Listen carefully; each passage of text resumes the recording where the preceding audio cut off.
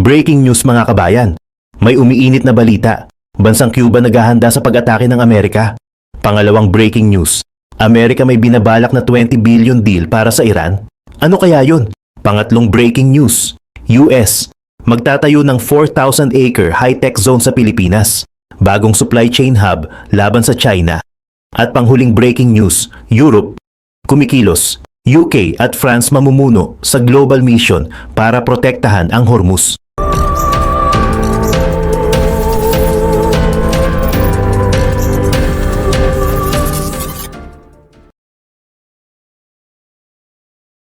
Walang malinaw na babala kung kailan talaga nagsimulang magbago ang takbo ng sitwasyon.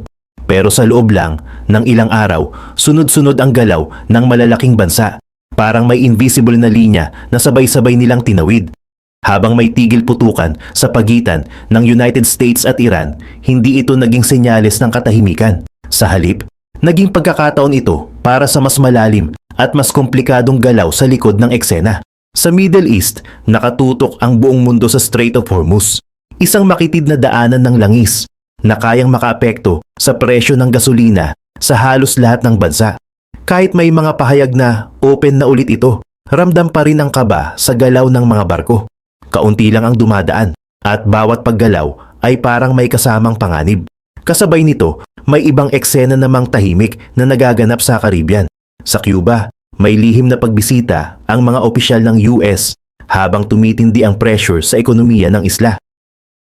Hindi ito simpleng diplomatic move, parang may mas malalim na dahilan kung bakit sabay itong nangyayari habang abala pa ang US sa ibang conflict.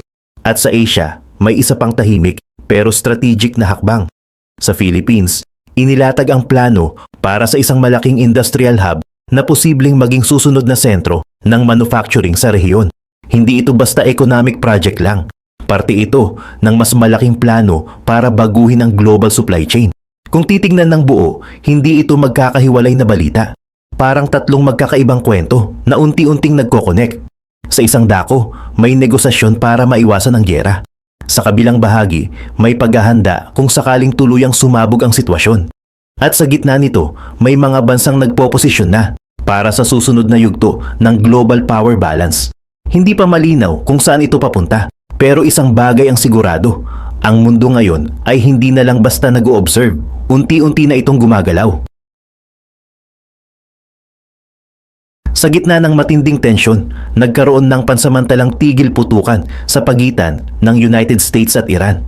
Isang 2 linggong ceasefire ang napagkasunduan, isang hakbang para pigilan ang tuluyang paglala ng giyera na halos umabot na sa full-scale escalation. Pero kahit may kasunduan, hindi ito naging simbolo ng tunay na kapayapaan. Sa likod ng ceasefire, tuloy-tuloy ang galaw. May mga indirect talks na isinasagawa kasama ang mga mediator tulad ng Pakistan at iba pang bansa para subukang pahabain o gawing permanent ang tigil putukan. Pero malinaw na hindi pa buo ang tiwala sa pagitan ng dalawang panig. Kahit habang may usapan, may mga kondisyon at demands na hindi pa rin nagkakatugma. Habang papalapit ang expiration ng ceasefire, lalong tumitindi ang pressure. May mga pahayag mula kay Donald Trump na nagsasabing malapit na raw ang kasunduan. Pero kasabay nito, may babala rin na kung hindi magkasundo, posible ulit ang military action. Sa ground level, hindi rin ganap ang katahimikan. Kahit sinasabing bukas na ulit ang Strait of Hormuz, limitado pa rin ang galaw ng mga barko at may mga panganib pa rin, tulad ng mines at military presence. Ang ibig sabihin nito, kahit may ceasefire, hindi pa rin normal ang sitwasyon. At dito, nagiging malinaw ang tunay na larawan. Ang ceasefire ay hindi pagtatapos ng laban. Isa lang itong pahinga, isang maikling window kung saan parehong naghahanda ang dalawang panig. Habang may negotiation sa ibabaw, may posibilidad pa rin ng pagputok ng panibagong conflict sa ilalim. Sa ngayon, nakabitin ang lahat sa isang tanong. Kapag natapos ang ceasefire, susunod ba ang kapayapaan? O mas malala pang giyera?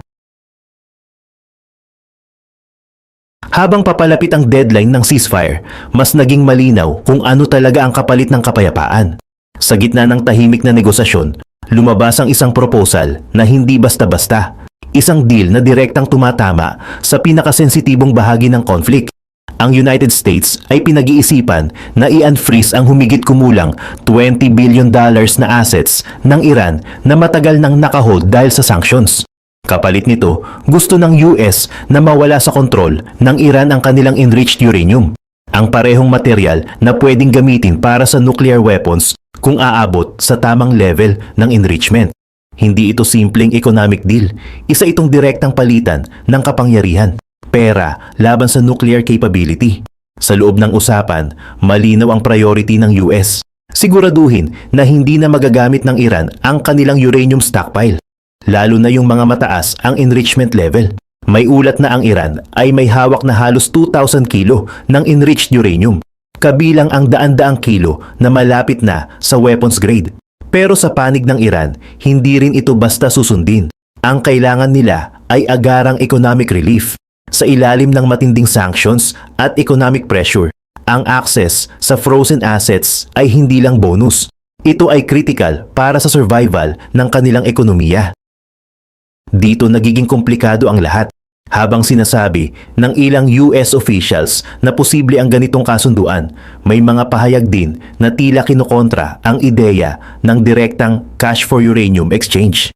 Ibig sabihin, kahit nasa mesa na ang proposal, hindi pa rin malinaw kung paano ito eksaktong ipapatupad o kung matatanggap ba ito ng parehong panig. Sa puntong ito, hindi lang ito negotiation. Isa itong high-stakes gamble. Kapag tinanggap ang deal, maaaring bumaba ang tensyon at maiwasan ang panibagong gyera. Pero kapag bumagsak, ang parehong issue, uranium at nuclear capability, ang pwedeng maging dahilan ng mas malalang escalation. At habang patuloy ang usapan, isang bagay ang unti-unting nagiging malinaw. Ang kapayapaan ngayon ay may presyo. Ang tanong na lang, handa bang bayaran ito ng parehong panig? Habang hindi pa tapos ang usapan sa pagitan ng United States at Iran, may bagong galaw na biglang pumasok sa eksena. At galing ito sa Europe. Hindi na lang nanonood ang United Kingdom at France. Nagdesisyon silang direktang kumilos. Matapos ang isang malawakang pagpupulong kasama ang mahigit 50 countries, inanunsyo ni Keir Starmer at Emmanuel Macron na pamumunuan nila ang isang multinational mission para protektahan ang mga barkong dumadaan sa Strait of Hormuz. Hindi ito simpleng deployment ng military forces. Ayon sa kanila, malinaw ang limitasyon ng mission, strictly defensive at peaceful. Layunin nitong tiyakin na ligtas ang pagdaan ng mga commercial vessels at maibalik ang tiwala ng global market, lalo na sa oil trade na matagal nang naapektuhan ng tensyon sa rehiyon. Pero kahit defensive ang description, hindi maikakaila ang bigat ng hakbang na ito. Dahil sa mga nakaraang linggo, halos tumigil ang normal na galaw ng mga barko sa Hormuz. Kahit may mga pahayag na open na ang ruta, kakaunti pa rin ang dumadaan. Marami ang nag-aalangan dahil sa posibilidad ng mines, military presence at biglaang escalation. Dito papasok ang misyon na pinangungunahan ng UK at France.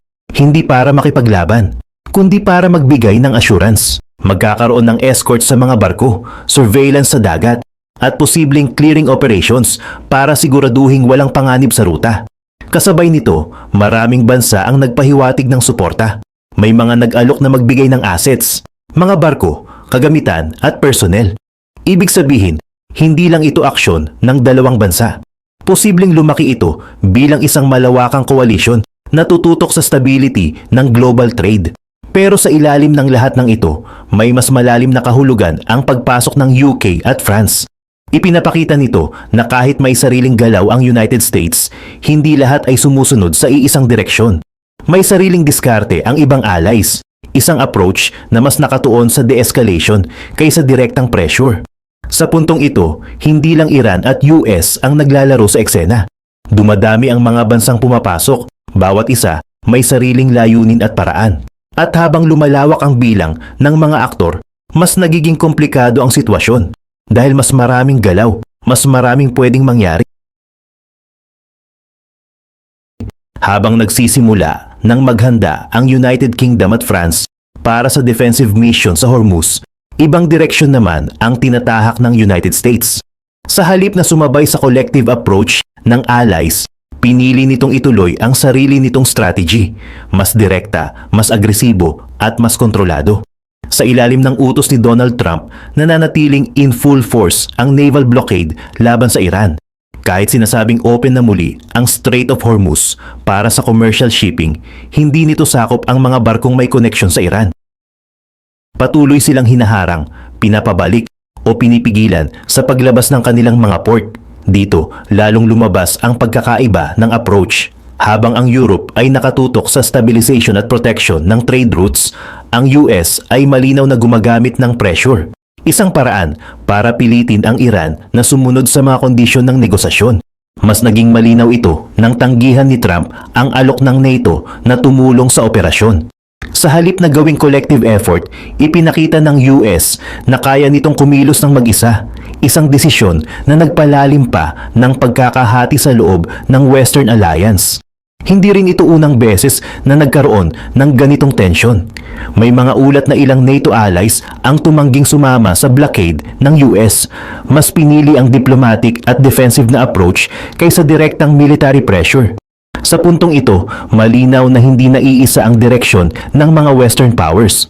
May dalawang magkaibang strategy na sabay na umiiral. Cuba prepares for war. Nagdeklara si Miguel Diaz-Canel na handa ang bansa kung sakaling umatake ang US.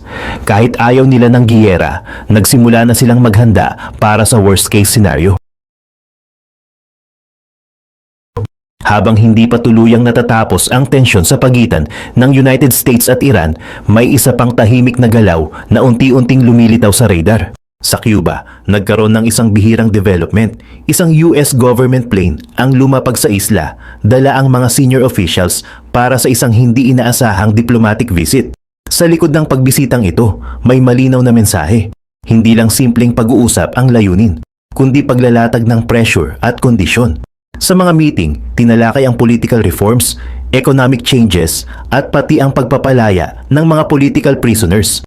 May mga alok din na inilatag, kabilang ang access sa advanced technology tulad ng satellite internet. Pero kasabay ng diplomacy, may ibang tono rin na lumalabas. Mula sa mga pahayag ni Donald Trump, paulit-ulit na binabanggit ang posibilidad na tutukan ang Cuba matapos ang issue sa Iran. Hindi man direkta, pero sapat para magdulot ng kaba sa gobyerno ng Havana. Sa puntong ito, nagiging malinaw ang pattern. Habang may negosasyon sa ibabaw, may sabay na pressure sa ilalim. At sa paglipat ng atensyon ng US papunta sa Cuba, unti-unting nabubuo ang tanong. Kung matatapos ang Iran conflict, ito na ba ang susunod na front? Hindi na kailangan ng direktang giyera para maramdaman ang epekto ng conflict. Sa Cuba, ang krisis ay nagsimula sa ekonomiya, lalo na sa enerhiya. Dahil sa mga hakbang ng United States laban sa mga bansang nagbibigay ng oil sa Cuba, halos tumigil ang pagpasok ng fuel sa isla. Unti-unting naapektuhan ang buong sistema, mula sa transportasyon hanggang sa kuryente. Sa maraming lugar, naging normal ang mahahabang brownout at ang mga negosyo ay napilitang magbawas o tuluyang magsara. Ang epekto nito ay hindi lang economic, kundi pati social. Maraming pamilya ang nahihirapan sa araw-araw na buhay. May kakulangan sa basic services at unti-unting lumalalim ang pangamba ng isang posibleng humanitarian crisis. Sa panig ng gobyerno ng Cuba, malinaw ang kanilang posisyon. Hindi nila tinatanggap ang label na failed state. Para sa kanila, ang nangyayari ay resulta ng matinding economic pressure at blockade, isang uri ng modernong pakikidigma na hindi gumagamit ng bala, pero may parehong epekto. At habang tumatagal ang sitwasyon, mas lalong nagiging mahirap para sa bansa na makabangon.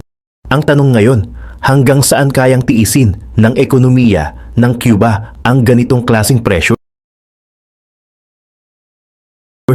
Sa gitna ng lumalalang krisis, may isa pang hakbang na ginawa ang pamahalaan ng Cuba. Isang hakbang na nagpapakita na handa silang humarap sa pinakamasamang posibilidad. Sa isang public address, sinabi ni Miguel Diaz-Canel na hindi nila nais ang giyera. Pero kung ito ay dumating, handa ang bansa na ipagtanggol ang sarili. Hindi ito simpleng retorika. Sinundan ito ng mga konkretong aksyon. Nagkaroon ng mga military drills sa iba't ibang bahagi ng bansa. Inutusan ang mga puwersa na maghanda para sa posibleng invasion. Maging ang civilian population ay unti-unting pinaparedy sa posibilidad ng conflict. Isang senaryo na matagal nang hindi nararanasan sa modernong panahon. Sa likod ng mga hakbang na ito, malinaw ang mensahe. Hindi sila susuko ng basta-basta. Pero kahit may paghahanda, may limitasyon ang kakayahan ng Cuba. Kumpara sa military power ng United States, malaki ang agwat. Kaya ang tunay na laban ay hindi lang sa lakas, kundi sa resilience at strategy. Sa puntong ito, hindi na lang ito tungkol sa diplomacy o economic pressure.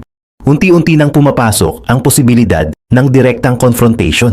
At habang papalapit ang mga susunod na hakbang ng US, isang tanong ang nananatili.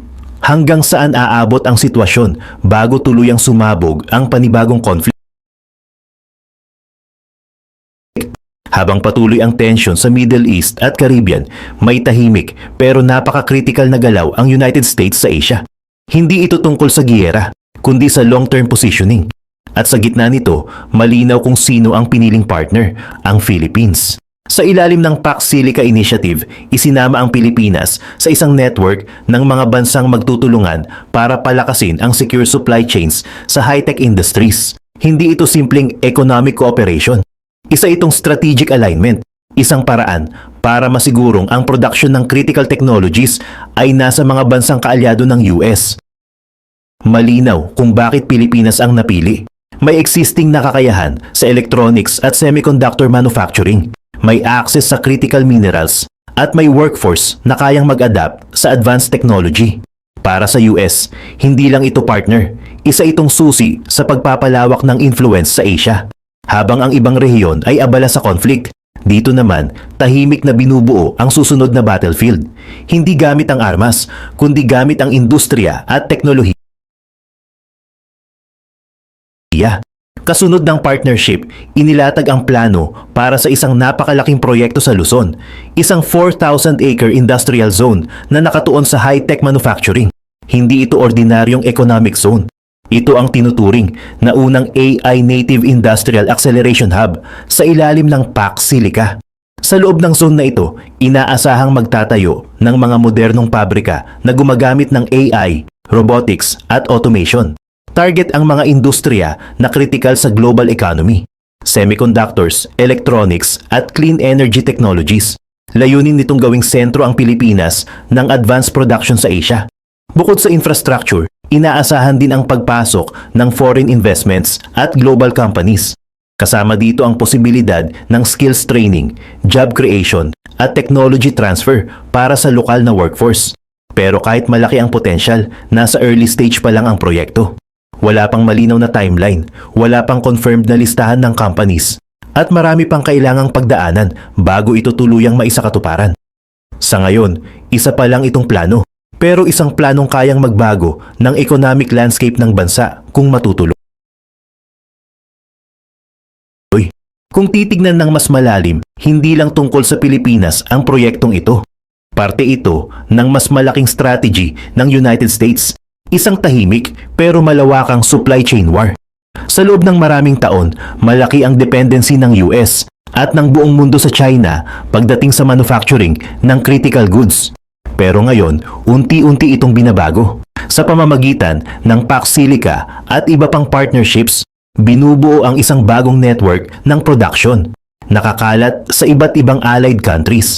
Ang layunin ay simple pero malaki ang epekto, bawasan ang risk.